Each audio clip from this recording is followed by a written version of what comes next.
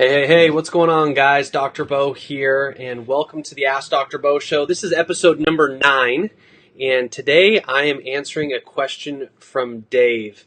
And Dave simply asks, hey, Dr. Beau, I was recently working out and doing some shoulder press in the gym, and I instantly felt a sharp stabbing pain underneath my shoulder blade, behind my scapula, I guess is what he's probably talking about. And it seems to happen from time to time.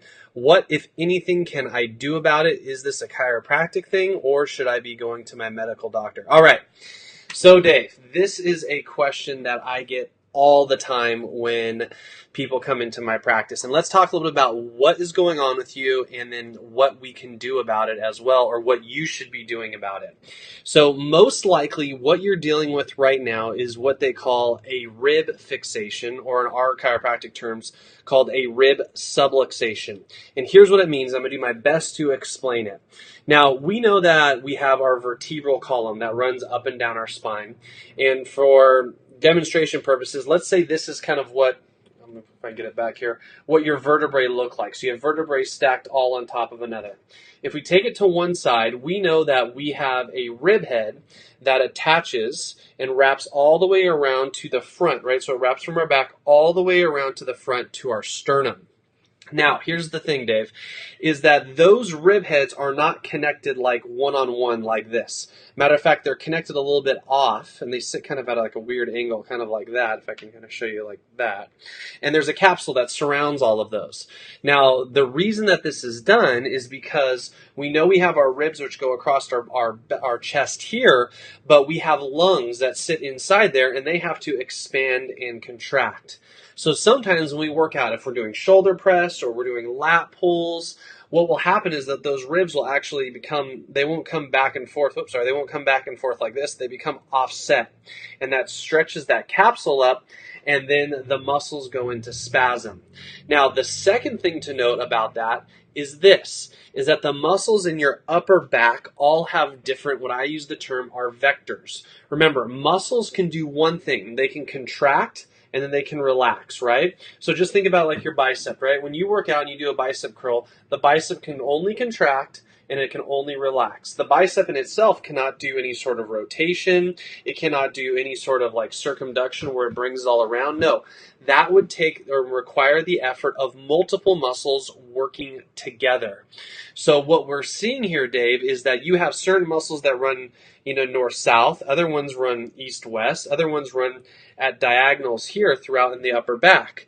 And when you're doing shoulder press, if for some reason you should look down or you should look up, or maybe you're watching the TV when you're working out and looking to the left a little bit, some of those muscles will actually shear over the top of one another, and one or the other will become tighter or stronger or work harder, and it'll actually tighten up.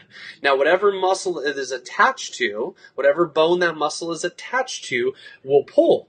And in essence, what happens is, boop, it pulls off that rib head. Now, here's the thing. Anytime that those rib heads are out of alignment or subluxated out of alignment, the capsule will stretch, and sitting right on the outside of the capsule are all kinds of proprioceptive nerve fibers, which are basically like little alarms. And as soon as that thing stretches and it hits the alarm, then the body goes into freak out mode.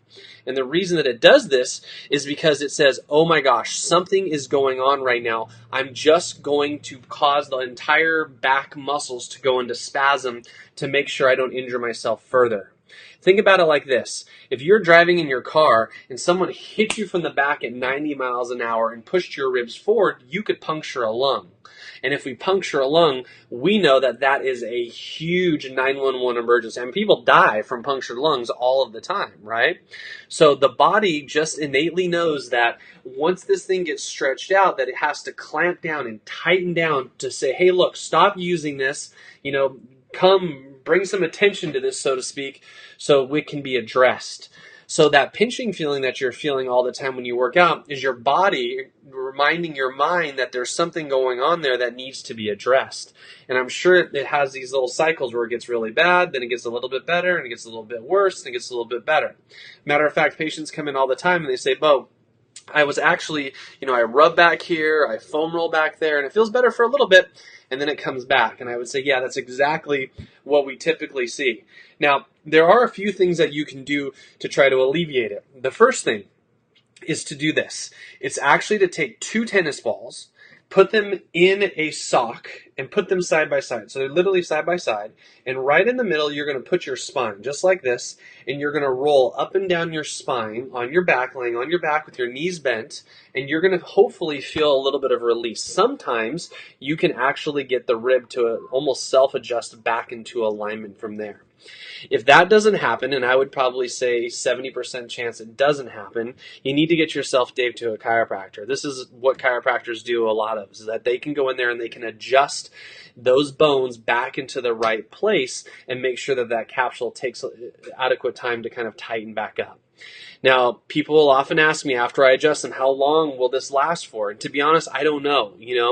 I've worked on professional football players and adjusted them, and they've gone out and played a full game, and I've checked them the next day, and the ribs are in good alignment. I've also dealt with, your post office worker who I adjust, and they get off the table, and they walk outside, and they say, Beau, I opened the car door, and I felt it pop right back out again.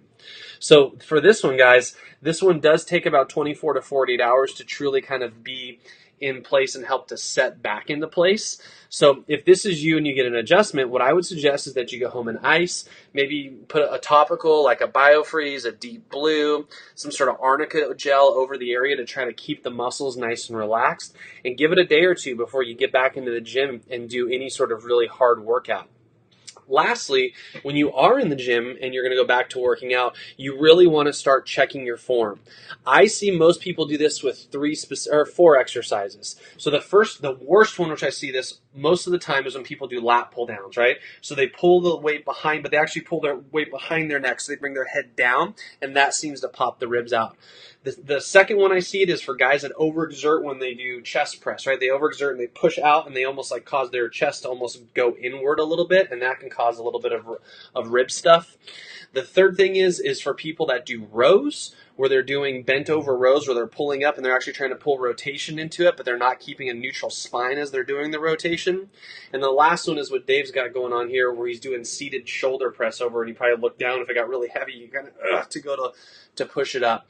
So make sure your spine is in really good neutral posture, your body is upright, your eyes are directly forward, looking exactly where you're going at, your chin is nice and loose, and you're really just thinking about the muscles that you're engaging to actually work out. So I hope that helps to answer some of the questions for you guys. So Dave, thank you so much for the question. Hope that gives you a really good answer as far as what's going on with you. Definitely sounds like you should probably get in a chiropractor's office. If not, try the foam rolling, try the ice, try some basic stretches as well. And like always, guys, if you guys have questions, you need to send me a message here. I get lots of them through my email, which is great, and I try to pick a few of those out. But I promise you, if you send me a video message, if you take a video on your phone and send it to me in Messenger, then your chances of being featured here are so much higher. All right, look forward to talking to you guys tomorrow. Hope you guys have a good one. And that's it. Talk to you. Bye.